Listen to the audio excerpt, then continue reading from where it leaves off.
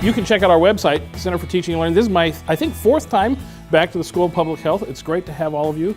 For those of you who are frequent flyers and have been at the presentations here and also at presentations either at the CTL or the LRC, we're just glad to have you participating with us and learning about teaching.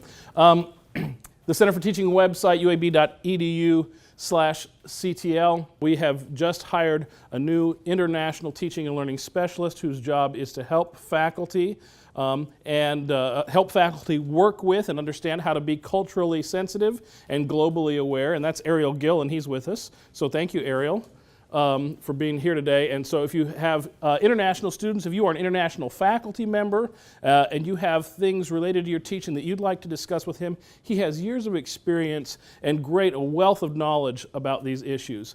He will be starting in the fall a new series of workshops where at least once a month we'll have a workshop about different elements of research in language acquisition and culturation, that how you can incorporate that knowledge into your teaching. So we're excited about that. We're talking about mobile apps for teaching.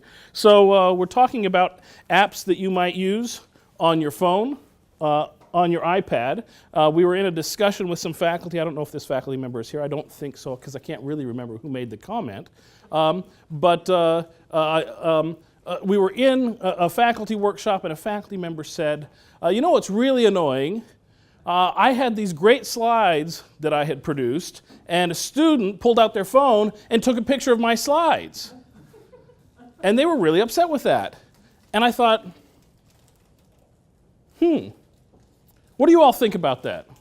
You think that's offensive if a student takes a picture of your slides? Maybe. Don't turn the sound off. Yeah, that's really annoying. Chick, chick. So I was like, that's terrific. Like, that's the coolest thing ever. You know, our students, when they see something they really like or something cool, they're like, oh, cool, you know, and they take a picture of it. So if I have something on my slide that was worth getting a picture of, that's fantastic. I am so excited about that.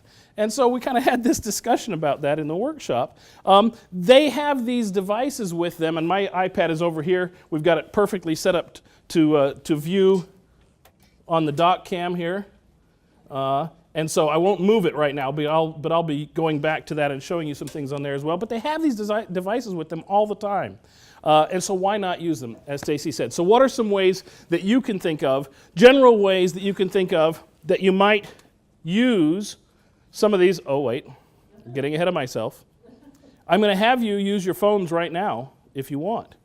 So if you take your phone and you pull up your QR scanner. Now, you may have a QR scanner already on there. If you don't have one, you can take a second and load one from the App Store from the Android store. But a QR scanner will take a picture of an object. And in this case, if you take a picture of this on your phone, it will download today's presentation right onto your phone.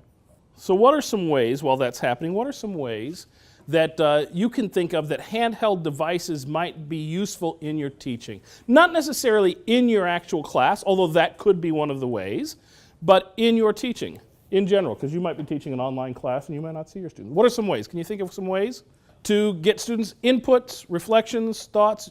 Some people can even do it to do kind of quick quizzes, understanding learning quizzes and things like that. It's really easy with devices, pads, like iPads or other handheld devices, phones. So easy to create videos. In fact, and I consider, right, Chris, I consider myself a pretty experienced video, audio kind of guy, right? I'm pretty techie. And the other night, my son had to record, he's a middle school student, he had to record his saxophone scales and post them for an assignment. And so I pulled out my phone and I recorded him, and he took his scales, and we had 6 different videos of his little scales. And he said, oh, Dad, we can't send them as 6 videos. Mr. Cicero said we have to send them as 1 video. And I was like, oh, well, I can do this because, you know, I got video skills. So I'm going to plug my phone into my computer, I'm going to pull up iMovie, I'm going to do this, and I'm going to do that. And all of a sudden he goes, Dad, what are you doing? Just do it on your phone.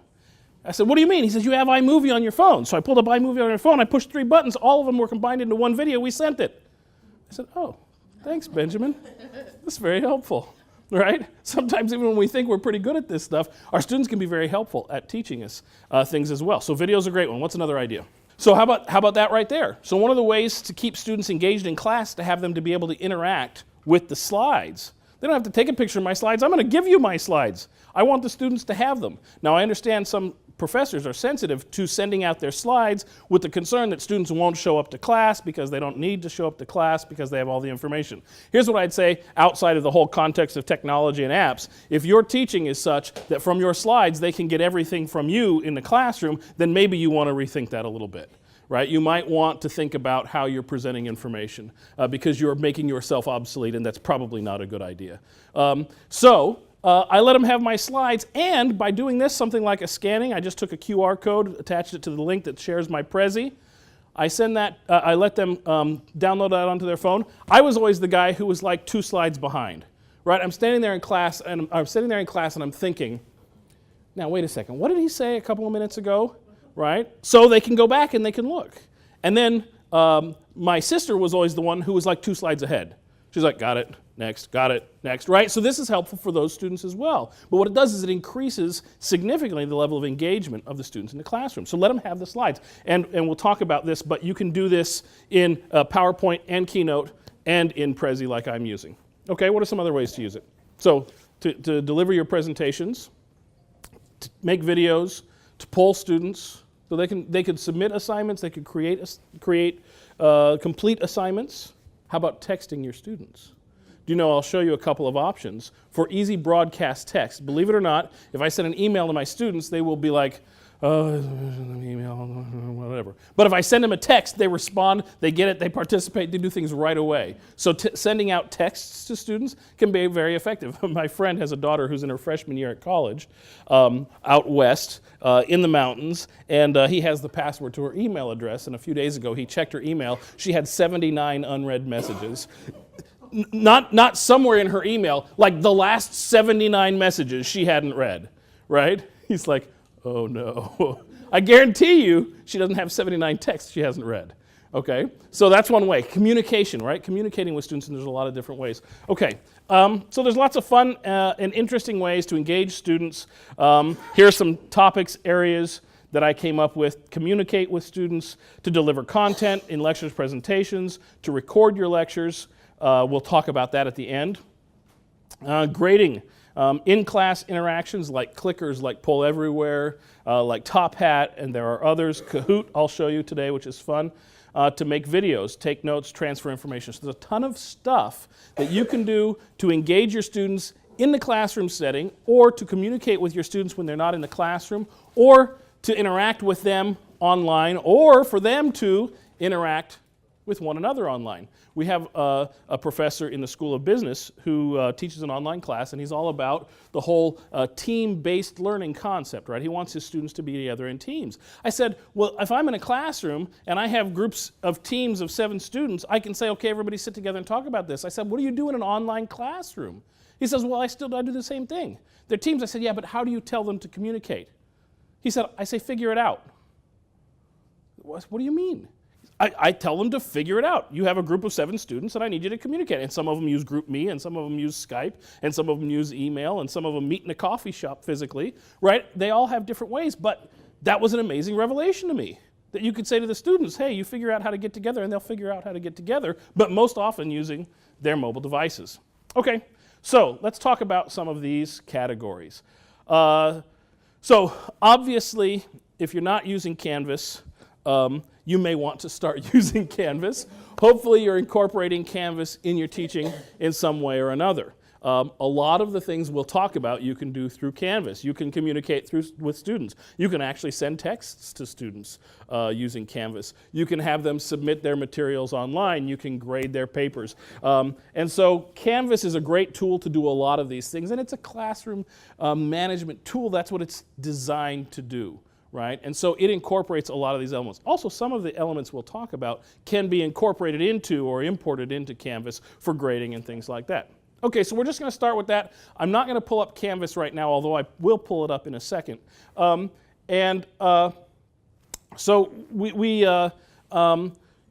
that's easy to use, and part of Canvas that is a really good app is the Speed Grader. How many of you used the Speed Grader in Canvas before? Many of you. So do you know that the Speed Grader is a separate app in Canvas? So you have the regular Canvas app, and then you have the speed grader, and you can pull that up. It will just pull up your assignments. You can look through them. You're sitting, in line. You're at the grocery store, or you're at your son's baseball game or something, and you can be grading your papers right there on your phone, grading activities, looking at quizzes, doing a lot of things. So the speed grader is nice, and it's handy and easy to use. Okay, the last grading idea I wanted to tell you is called Zip Grade.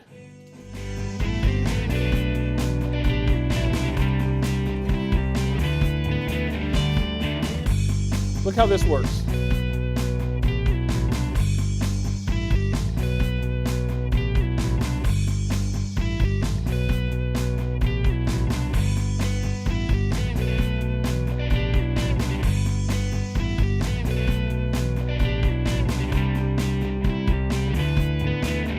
How cool is this?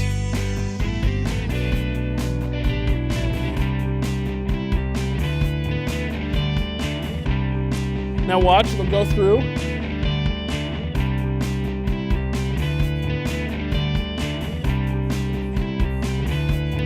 Yeah. And this is a 50-item test, and you saw how quickly it graded it. You get analysis on how students did on each question. Very handy. The ZipGrade app. I have it here. Classroom ZipGrade. Okay? So you pull it up, and you create a quiz. All right? So I'm going to go new quiz, 20 questions. By the way, you go online and you download for free the answer sheets, and then you just print them off. Right? So I had prepared a 20-item answer sheet for you guys. We print it off. And then it's really cool. What I do is I say, okay, it's going to be 20 item. Let me see if we can do this here. 20 questions. I give it a name. I say create quiz. And the first thing it's going to do is it's going to ask me to edit the key. Okay? So I take and I fill out the right answers on one of the answer sheets. And I lay it down and I scan it. Boop. And it says, okay, I got the key. And then you pass out the test. I was gonna pull it up in Canvas. You guys were gonna take the test. You're gonna give your answers, and then I collect them. And literally, as I'm collecting them, I can scan them and have the results right away. Now you can take these results and then you can export them and then put them into your grade book. Or again, this is another way, kind of like Poll Everywhere, that you can kind of get an idea of what parts of the lecture. So if you're using the idea of a flipped classroom that probably most of you have heard of. The concept of a flipped classroom is I take content, whether it's a recorded lecture, which many of you may be doing, or maybe it's just a book chapter, or it's a series of articles, or it's a case study, and you assign it to the students the day before, and you say you have to do this before you come to class. Well, the first thing they do when they come to class is they take a quiz over that material. By the way, even if you're not flipping the classroom, you're just giving homework assignments, this is a great technique. Because many of us will assign chapters in books and then the students come and then we lecture over what was in the chapter and they quickly learn that they don't need to read the chapter, right? So this is a much better system. What you do is you go and you have them do the assignment, whether it's a video or it's a reading a chapter or it's some articles, and they come in and the first thing they do is they take a quick quiz. And you can do this so quickly and you can scan it and you don't even have to grade it. That is to say, you don't even have to record the grades. But right away, I know, oh my gosh, everybody missed item 27. Or everybody missed item 10. And I realize, you know what, we spent all this time talking about Beethoven, and I showed it on the video, and you read it in the chapter, but you didn't get the part about him being deaf. So now in my lecture, I can talk about that, and everybody gets it. What's more important is that I can not talk about the other things that you all got. Do you know how often we do that? We spend a lot of our time lecturing on things that our students already understood, especially if we're expecting them and actually they're actually doing the reading and the preparation beforehand. So I think this is a great technique. Speed grader is one way to do it. You could do a similar thing with Poll Everywhere, and that would work. But this is I just think it's so fancy. I think it's just so cool and so quick and fun. Okay, so for communication with students, again, Canvas. There are a couple of things to be aware of if you're using Canvas to communicate. You can send emails to students in Canvas, right? There's kind of a communication center in Canvas. And I think it's something that at the beginning of the class, if you say, I will communicate to you through the Canvas app, or through Canvas, and they're used to checking their messages in the app, or they're used to going online and doing it, that can be effective. But I have had people be concerned because it's like a separate system that then they have to check a separate email. You can get it so that it sends to your UAB email, and then it's at least a direct email, but we've sometimes had some concern with that. So that's something just to be aware of in the setup. The other thing to be aware of is there's an option for students, unfortunately, Canvas, silly Canvas, right, Samira? Where they can turn off notifications. So, dang it. You're like sending emails. You've never been to class. What's wrong with you? And they never got it. So that's something to think about. By the way, in terms of communication, and this is kind of in the idea, we have a new thing that we have launched this spring, and we're going to be expanding a little bit and launching again in the fall to a wider audience, and that is these automated alerts. Through BlazerNet, this is in the category of communications, not necessarily just limited to apps, but where you can go in and say, if a student does or doesn't do this, then send this email to them. So the way it was initially set up is if a student doesn't log into Canvas for 3 days, 5 days, 7 days, send them an email that says, and the teacher gets to write, "Dear student, you have not logged in for 7 days. I am concerned that you may not be keeping up with the course." And it comes from your email address, and it goes to their email address. Okay, so that's a real direct email communication. You might think about looking at that. We're also thinking about setting up so if they do well or do poorly, or to remind them about tests that are coming up, you can do that as well.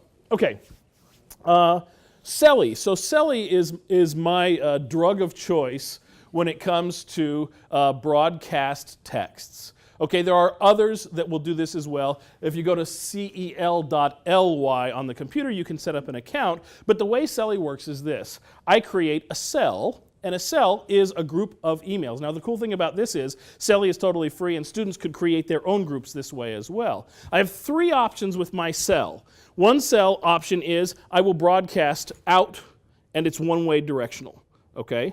Option 2 is I can broadcast out, and then people who register themselves and put their names in it can reply back. And option 3 is I broadcast out, and they talk back to me, and it's just a conversation in our group. That might be the third option, might be best for a group of students working together, right? The first option is terrific. Oh, by the way, none of these options involve you knowing their phone number, okay? They go and sign up. What happens is you create a cell, and then it says text join to 53648. And they text join to 53648 on their phone. And it says, hey, welcome to the CTL cell, or welcome to the biostatistics cell, or whatever you want to call it. And you can have as many cells as you want. You can create one for each class. You can create one for extracurricular groups of students that you have, or however you want to do it. And then what's great is, for you, all you do is you go into your phone, and when you want to send a message, you put in the phone number, 36548, or whatever the number is, and you say, hey, everybody, don't forget the test tomorrow, send, and everybody gets it, right? Hey, everybody, don't forget to turn in your internship hours, send, right? And they all get it. This is a really super easy way. I remember taking and trying to copy the right emails and pull everything in and group, and the emails they just hardly read anymore, right? So I love Selly. It's really cool. By the way, they've expanded it recently. I haven't used these functions, but they also have a polling function. They also have a GoFundMe function, where if you have a student organization, they can set it up in Cell so that other people can receive information and even can create a GoFundMe. It's not GoFundMe, but it's a funding source. So it's very interesting. They also have a discussion way to create kind of a little broader discussion than just cell phones. So you might check that out. One of my favorite apps. Other ways that students communicate a lot. GroupMe is very popular right now. Anybody familiar with GroupMe? Yes? Do any of you have teenagers who raised their hand and said yes? Because my teenagers are all over GroupMe. For a teaching situation, I'm not sure if it works well. Any reasons for those of you who are familiar with it why maybe it doesn't work well? What's that? They can mute it. They can add and withdraw themselves at will, which is okay if I do it. If I say, look, I'm going to send out some reminders in Selly, and they decide they're annoyed with your reminders and they don't do it, but they turn on all their work, I don't care, right? But in the problem with GroupMe is they can add themselves and they can remove themselves, but they can also add other people and remove other people. That's right. That's really annoying.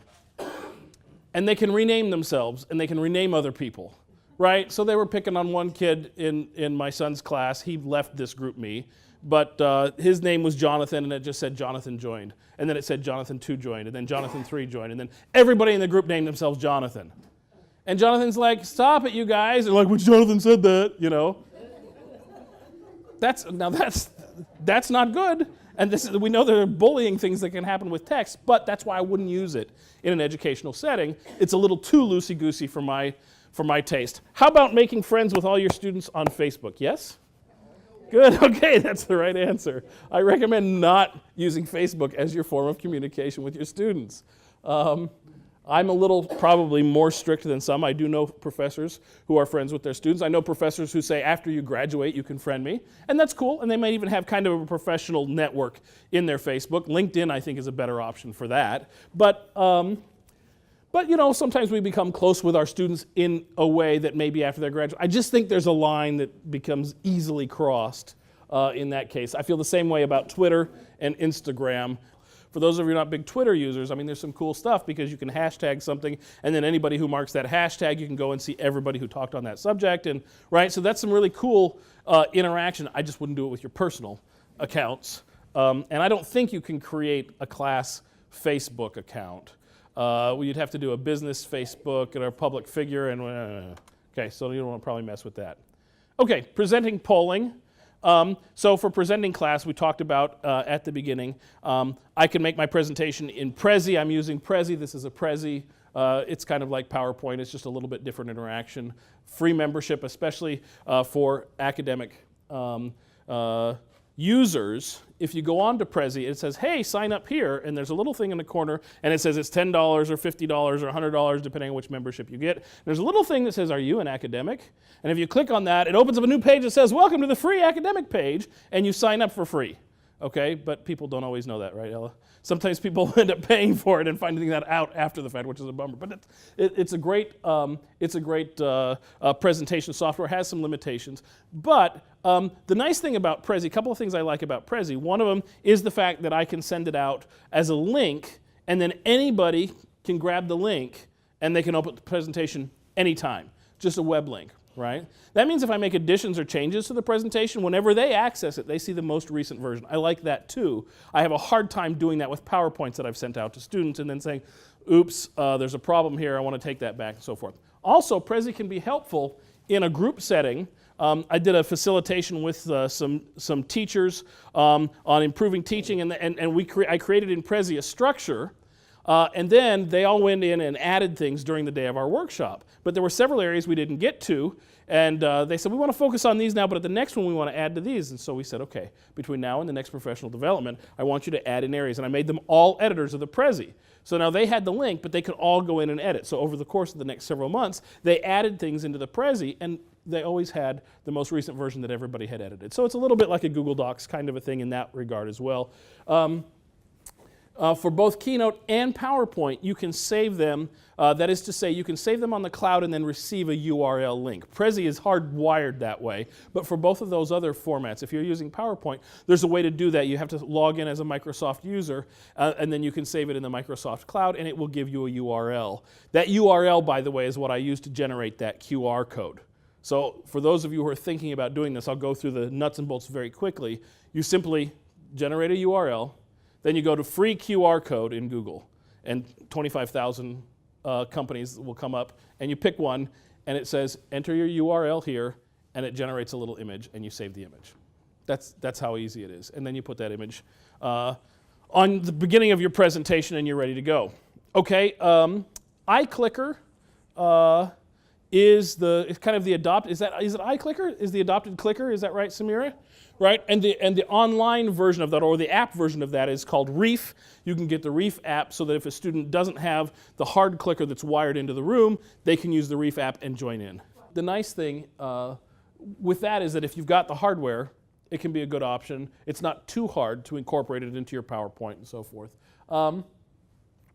There are a couple of other services that will do that: Top Hat, Poll Everywhere, and Kahoot.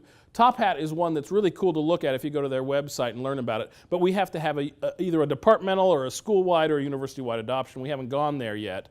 But Top Hat is also a little bit in the way Canvas does, can incorporate several of these things. If you're using Top Hat and you make a presentation, you can send it to all the students. They can log on. You can do polling right in the presentation. It's kind of all incorporated, and they use their handheld devices. That's something, if you're curious, you could look at, but we don't have a license to it. Poll Everywhere, you can get a license for free, and you can pull that up, and it's basically polling.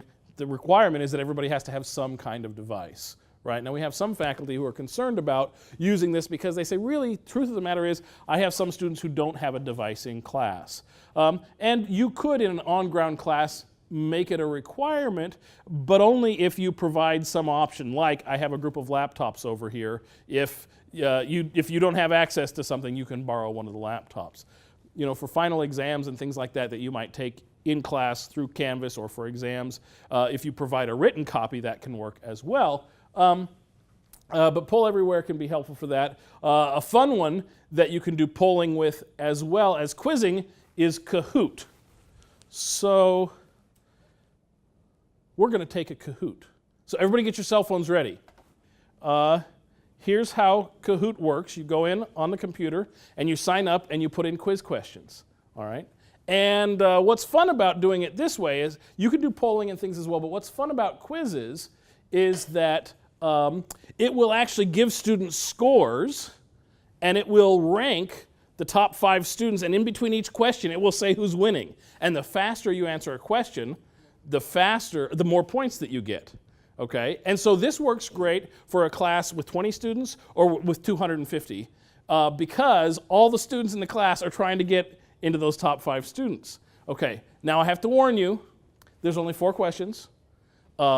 They're simple, they're based on music. They all have the same answers. That is to say, your answers are going to be Beethoven, Bach, Haydn, and Tchaikovsky. And to make it easy, I put the same answers in the same order every time. Okay? I'm telling you this because I'm only giving you 10 seconds to answer every question. You'll get a chance to read the question, and then once I push go, you get 10 seconds. All right? So here's what we do. Player versus player mode, although there is a team mode, which is cool because people in groups can all log on and they can answer the questions together, which is really funky. Fun thing about Kahoot is you don't have to have it as an app. It's just a browser, and you can do it on a computer, or you can do it on an iPad, you can do it on Surface, you can do it on an iPhone or an Android. Now again, this you may not want to necessarily do for official grading purposes because it's not going to attach to student data, right? And you can put your own name or anybody else's name as your name. It's going to ask you to have an avatar if you want to. Question number 1. He was born in 1685 and his death marks the end of the Baroque period. The answer was Bach. Hey, not too bad. 7 people got that right. Let's see who they were. Ooh! So what I love about this, I love the speed factor, the fact that it gives you points by how fast you were at answering the question. Now for me, who's a slow reader, that's not necessarily an advantage, and you'll notice as an accommodation, I will read the question. I'll keep the questions relatively simple, and I'll read the question. His 1812 overture incorporates a somewhat ironic tribute to the French national anthem. The answer was Tchaikovsky. Uh-oh. 3 people moved ahead in the leaderboard, I'm pretty sure. Peter Ilyich Tchaikovsky wrote the 1812 overture. He wrote a symphony that surprised the Prince of Esterházy. Haydn was the right answer. Hey, the majority got that right. Somebody got all of the options. That's very good. All right. Let's see how we're doing. Okay. As an Easter egg in a Disney cartoon, this musical crab was named after which composer? The answer is Bach. Oh my goodness, look at that. Wow, C at 2,705 points, got 3 out of 4, and is the winner. Great work. There's also a showed feedback, and it will give you a little quiz and say, hey, did you like this? Did you learn something? And so forth. And then I can look at that as well after the fact.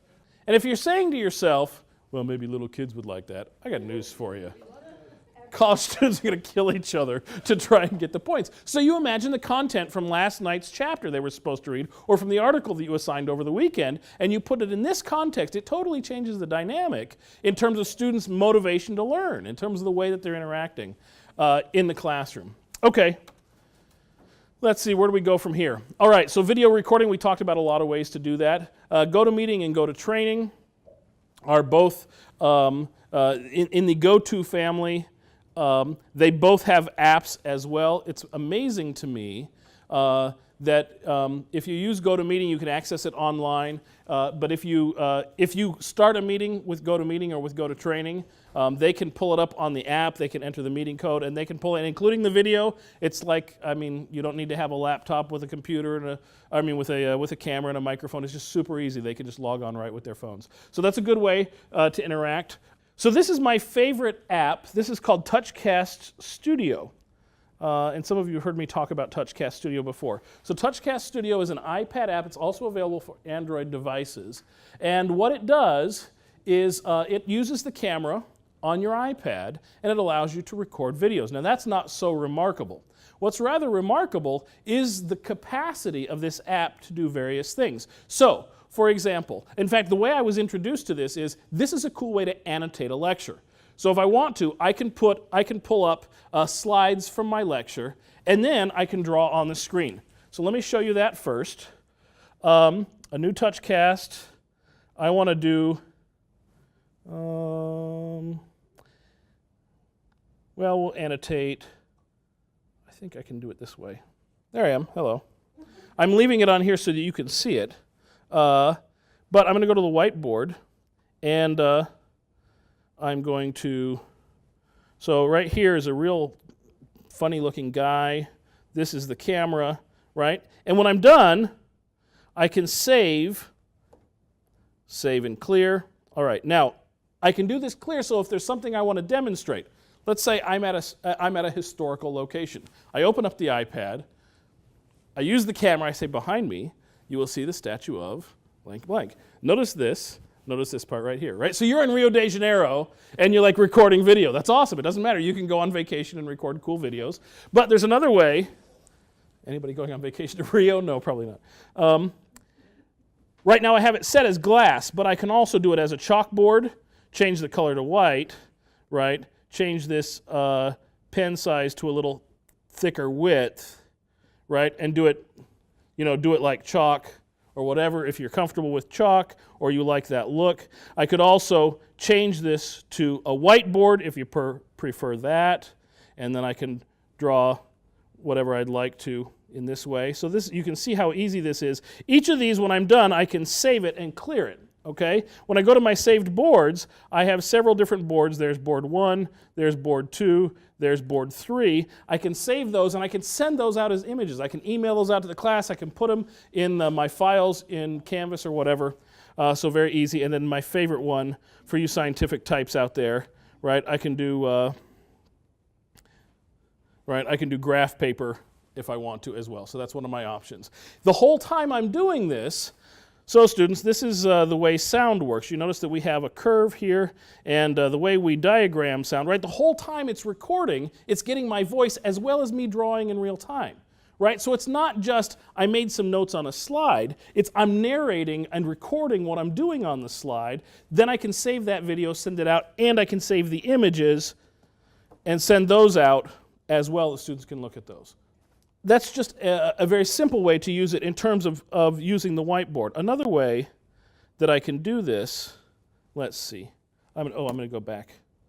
Do not save that project. Okay, so notice this annotate a web page. Okay, so here's what's cool. In TouchCast, I have these things called V-apps, which is virtual apps, and there are different things that you can import into your video. One of those is a web page. So I can pull up a web page, and I put that in there and I can scroll through the web page and I can select things and I can talk about them and I can annotate them, and all of that gets recorded in the video. Now what's even more remarkable is when I save that video as a link and I send it to the link to my students, they open up TouchCast, guess what? They can click on the web page and it pauses my video and it opens the web page for them.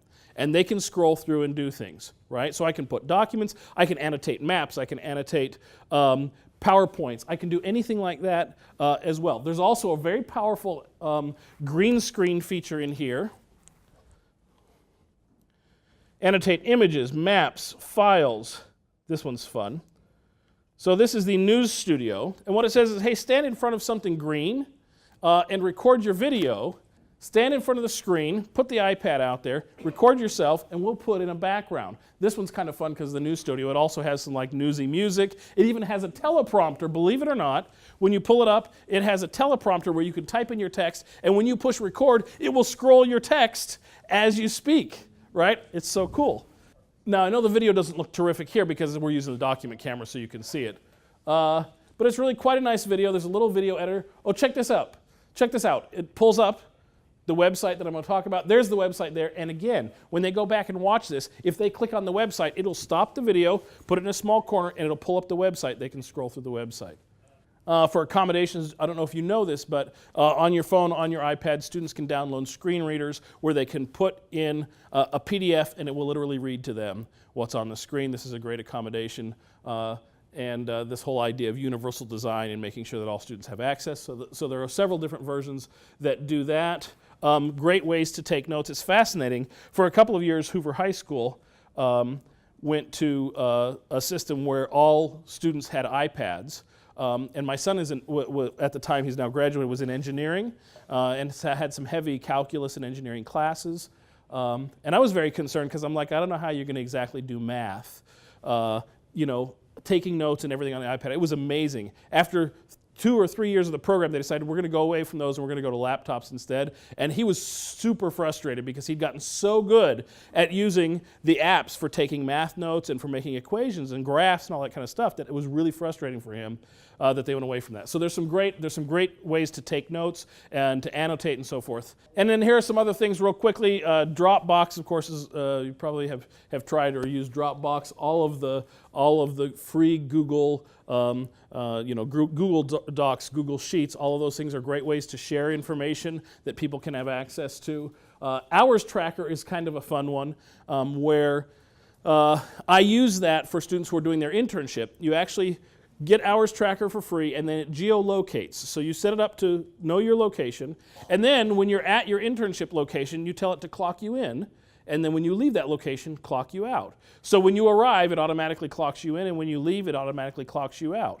This is great for students who are doing service learning, who are doing recording their internship hours, student teaching. All of those kinds of settings are perfect when you want to clock students. It also can work if you've got student workers, and they're helping with things they need to spend certain hours, or research assistants and so forth. So Hours Tracker is really cool. Again, free. It automatically clocks people in and out as they move into a certain location. Voice memos, of course, there are several for recording voice. You can also, if you haven't done that in Canvas, you can record all kinds of personal I don't mean personal, but I mean individual messages to your students and so forth